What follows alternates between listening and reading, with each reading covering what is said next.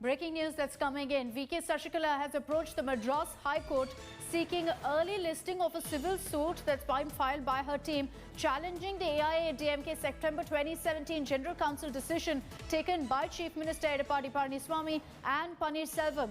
The suit was filed in the Madras High Court back in 2017 itself.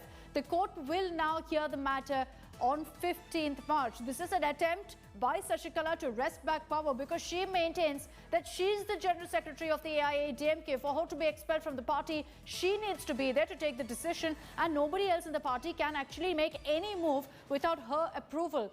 This legal suit says exactly that decisions taken in the General Council were illegal. Sasikala says she was nominated as the General Secretary of the Aiadmk on 29 December 2016 after the demise of Jayalalitha. Remember that after EPS and OPS had joined hands, this was in 2017 August, they convened a General Council on 12th September.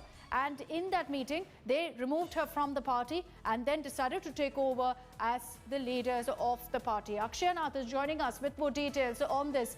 Akshay, this was a case that was filed in 2017, where Sasikala contends that she is the General Secretary of the party. She cannot be ousted from the party without her own approval. And it's this that is going to be taken up now in the Madras High Court. This perhaps could spell a lot of trouble for the Aiadmk. Well, Akshita, what we're seeing here in Tamil Nadu right now is that VK Sasikala has made the first step to try taking back the Aiadmk.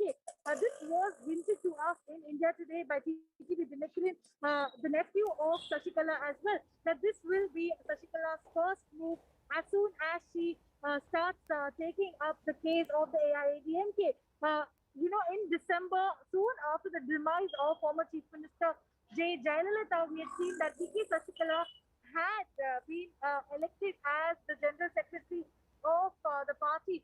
But once she was jailed, we saw that there was a lot of divide between the Aiadmk members. And soon after, we saw that after she was jailed, OPS and EPS had joined hands. And very soon, they had conducted a General Council meeting in September of 2017. And this meeting is said to be illegal, and that is a meeting where they had ousted Sasikala also. So now we're going to have one more court battle where we will be seeing the retrieval process will be done by Sasikala. Well, will she be successful or not? That is something that we have to wait and watch. But it is interesting because ahead of the 2021 elections, the Sasikala factor is once again coming into the Aiadmk circle, Akshita. Absolutely. Akshay, stay on with me. I just want to also play out an excerpt of the interview that India Today had with the AMMK chief TTV Dinakaran, Sasikala's nephew, where he'd actually hinted that this will be VK Sasikala's first move to get back into the Aiadmk. The legal case that's pending in the Madras High Court, you're going to revive it because she had challenged the General Council. Yeah, which had expelled her from the party. Yeah, that General Council was held on September 12th, 2017. Against that, she filed a petition that it is illegal. It is as per Aiadmk bylaw. Till my leader was alive, MJ's bylaw clearly states the GS should be elected by the members, not only by the General Council, all the members of the party. And nobody has the power to expel the General Secretary. He started the party in 72. In 76, he made it clear. He enacted a law, included a new amendment, to say nobody has power to expel the GS from the General Secretary from the party. So that will be the first course of action, I can say. Immediately take the legal action to reclaim her position. So there, TTV Dinakaran had confirmed right here on India Today that this is the step they will be taking, that Sasikala will approach the Madras High Court for an urgent listing of the civil case that was filed back in 2017. Akshay, speaking about this suit itself, legally does it stand? Is there a chance that the Madras High Court will rule in Sasikala's favour and reinstate her as the General Secretary of the Aiadmk? And if that happens, what options really do EPS-OPS have to counter this move? Well, Akshita, if you see the protocol that has to be followed As per the AIADMK's manual also, it is stated that only the General Secretary of the party can convene a meeting. But in her absence, what will happen, that has not been mentioned. So we need to remember that Sasikala was jailed in the early February of 2017.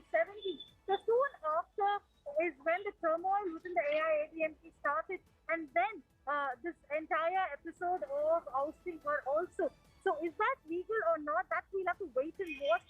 It has to have a lot of legal aspects to be discussed as well. But it seems like PTV Dinakaran and Sasikala are very confident about their step. They're saying that the AIADMK is their responsibility and the cadres will support Sasikala. And during her return from Bangalore's prison, we had seen the grand welcome that she had received as well.